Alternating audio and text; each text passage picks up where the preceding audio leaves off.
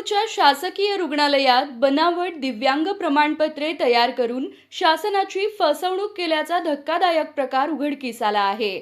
45% अपंगत्वाचे बनावट प्रमाणपत्र तयार करून त्याचा गैरवापर केल्याप्रकरणी शहर गुन्हे शाखा पोलिसांनी मोठी कारवाई करत शासकीय रुग्णालयातील 2 लिपिकांसह एकूण 6 जणांना अटक केली आहे।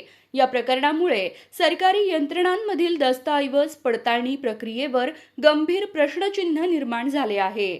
या प्रकरणी सोलापूर शासकीय रुग्णालयाचे अधिष्ठाता डॉक्टर ऋत्विक जयकर यांनी सदर बाजार पोलीस ठाण्यात फिर्याद दाखल केली असून त्यानंतर शहर गुन्हे शाखेने तपासाची सूत्रे हाती घेत मोठी कारवाई केली।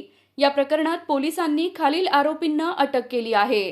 विजय बाळासाहेब गर्जे, शिक्षक, अहमदनगर; राजेश भाऊसाहेब जाधव, कनिष्ठ लिपिक, पाटबंधारे विभाग; महेश दिनकर बारगजे; रमेश रमाकांत ढवण; सागर राजपूत, वरिष्ठ लिपिक, शासकीय रुग्णालय सोलापूर; वसीम खान, कनिष्ठ लिपिक, शासकीय रुग्णालय सोलापूर।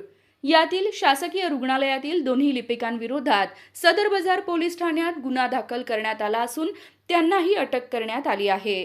सोलापूर पोलिसांकडून जप्त करण्यात आलेली कागदपत्रे, संगणकीय नोंदी आणि प्रमाणपत्रांची पडताळणी सुरू असून या रॅकेटमधून आणखी किती जणांनी लाभ घेतला आहे याचा शोध घेतला जात आहे।